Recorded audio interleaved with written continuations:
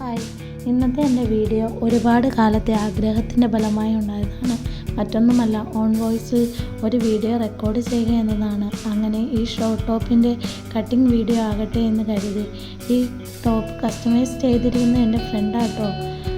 അപ്പോൾ സ്റ്റിച്ചിങ് വീഡിയോയുമായി അടുത്ത ദിവസം കാണാം കേട്ടോ.